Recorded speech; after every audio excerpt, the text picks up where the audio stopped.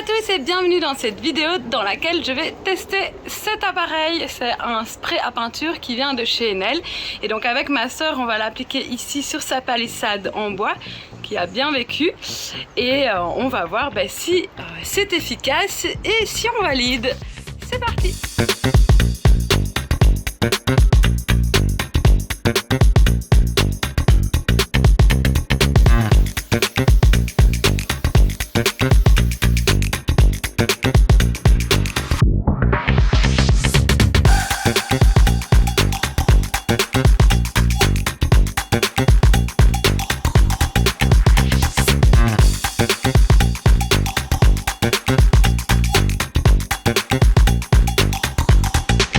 Après quelques heures de travail, eh bien voilà le résultat.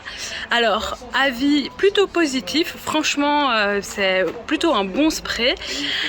Ça donne vraiment un chouette rendu sur la palissade et sur le crépi, c'est top parce qu'en fait ça va beaucoup plus vite qu'au pinceau parce qu'avec le crépi il faut vraiment aller dans toutes les aspérités et là avec le spray ça se met vraiment très bien.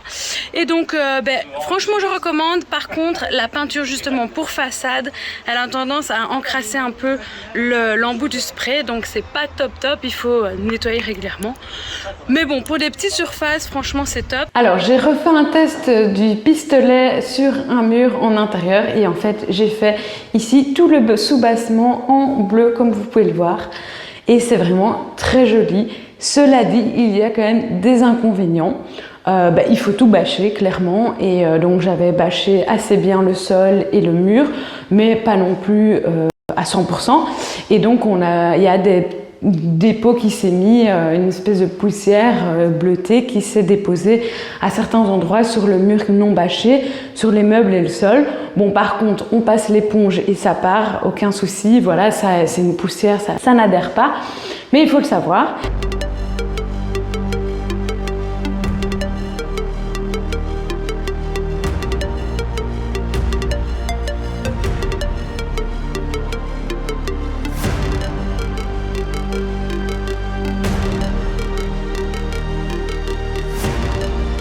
Autre chose, moi ma peinture elle n'était pas assez diluée donc j'ai pas directement testé de la diluer et en fait je me suis rendu compte qu'après en mettant un petit peu d'eau ça faisait vraiment un rendu beaucoup mieux, ça allait beaucoup plus vite donc je vous recommande de diluer votre peinture parce que ça va quand même vachement plus vite. Attention, il ne faut pas non plus trop la diluer et il faut la diluer aussi directement parce que moi j'ai fait je l'ai diluée à la seconde passe et donc du coup je soupçonne que ça a laissé des traces un petit peu disgracieuses. Donc ça se voit pas comme ça mais quand on se met à un certain angle on peut voir les passages du spray. Alors vraiment c'est vraiment l'angle en fonction de la lumière, donc globalement à 90% du temps ça se voit pas, mais quand même, petit défaut, il faut y penser.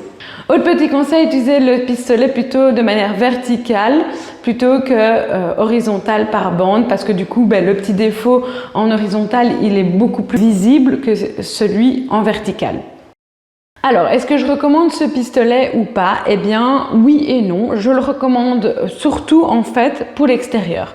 Donc l'utilisation sur une palissade, sur un chalet, sur des meubles qu'on leur repeindrait en extérieur, là je trouve que c'est parfait parce qu'on est dehors, on ne doit pas trop bâcher, c'est bien ventilé donc il n'y a pas de problème au niveau santé, au niveau respiration. Donc là vraiment l'utilisation pour moi c'est vraiment top. Par contre en intérieur, je recommanderais pas pour peindre toute une pièce, tout un mur, peut-être à la limite un mur ou un sous-bassement comme j'ai fait ici, mais je ne peindrai pas ma maison avec ce pistolet là parce que c'est trop de préparation et c'est trop volatile donc du coup vraiment pour des petites surfaces et en extérieur, c'est vraiment l'idéal. Donc j'espère que ce petit test retour d'expérience de bricoleuse vous aura plu. Donc bien entendu, je ne suis pas une experte, ce n'est pas mon métier, mais j'avais simplement envie de vous partager mon retour d'expérience puisque j'ai eu l'occasion de tester ce spray et peut-être que si vous êtes à la recherche d'un spray de ce style, vous êtes intéressé d'avoir ce genre de petits conseils. N'hésitez pas à me laisser un commentaire si ça vous a plu, à mettre un petit pouce en l'air évidemment, et puis abonnez-vous parce qu'il y a d'autres vidéos qui sortent et on a aussi toute une série sur la rénovation de notre maison, donc c'est plutôt sympa, donc vous devriez vous abonner.